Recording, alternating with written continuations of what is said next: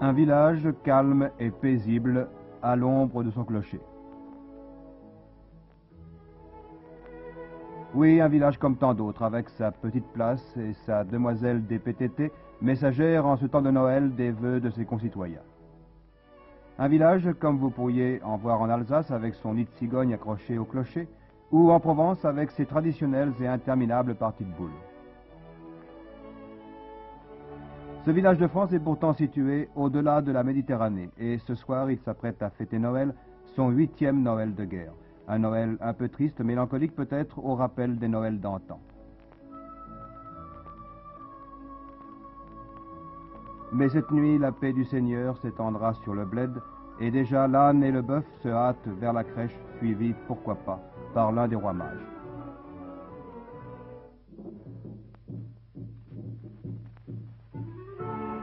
Noël mélancolique également pour la grande ville, dont les vitrines resteront cette année ternes et tristes, assombries par le couvre-feu.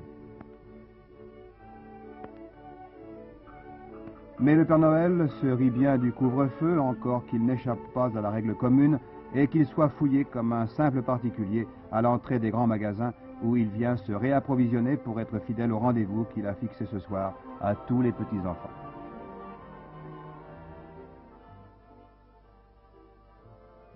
Dis Michel, tu sais que le Père Noël, il va venir? Oui, je le sais, il vient à minuit. À minuit? Et qu'est-ce que tu as demandé au Père Noël? J'ai demandé une grande poupée, une armoire, une planche à repasser et un bureau. Et pas le fer à repasser? Non, je l'ai. Et tu crois qu'il va t'apporter tout ça, Père Noël? Oui, moi je crois.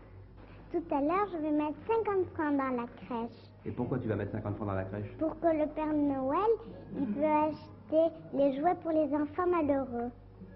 La poupée avec de beaux habits. Et puis? Une cafetière. Et puis encore? Et puis un moulin. Qu'est-ce que tu as demandé au Père Noël? Une poupée avec des habits. Et puis c'est tout? Et une baignoire pour la laver. Pour laver la poupée? Oui. J'ai écrit au Père Noël. Et qu'est-ce que tu lui as dit au Père Noël? Une poupée avec des beaux habits, un frigidaire, une cafetière, une balance automatique, un placard et la maison. Tout ça? Oui. Après les enfants, les parents et les grands-parents. Mais pour eux, il n'y avait plus rien au fond de la hotte du Père Noël, car cette année encore, il n'a pu leur apporter la seule chose qu'il souhaitait vraiment, la paix sur cette terre d'Algérie. C'est votre combienième Noël en Oranie?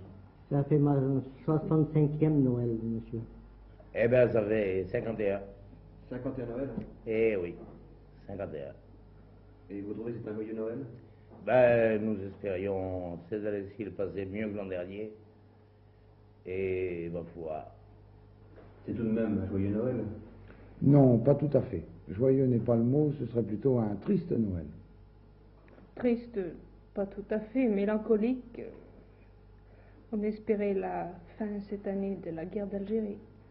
Enfin, nous espérons bien que le prochain Noël, ce sera un Noël plus joyeux, plein d'allégresse, entre musulmans et français, que nous resterons toujours en Algérie. Malheureusement, il y a beaucoup de circonstances que vous ignorez pas, avec tous ces événements. Et vous, madame? Et moi, j'espère que l'année prochaine, nous aurons un meilleur Noël que cette année. Et nous aurons peut-être une meilleure année. Parce que cette année, nous sommes très malheureux de voir tout ce qui se passe. Ce Noël est-il quand même, malgré tout, joyeux pour vous? Joyeux, si l'on peut dire. On essaie de créer une ambiance joyeuse, mais le cœur n'y est pas. Car, comme vous le savez, l'Algérie tout entière est en deuil. Il n'y a pas de couvre-feu ce soir, c'est le réveillon. Oui, malheureusement si, il a été retardé. C'est-à-dire qu'il a lieu à quelle heure? À 1h du matin. Et malgré tout, vous vous amusez?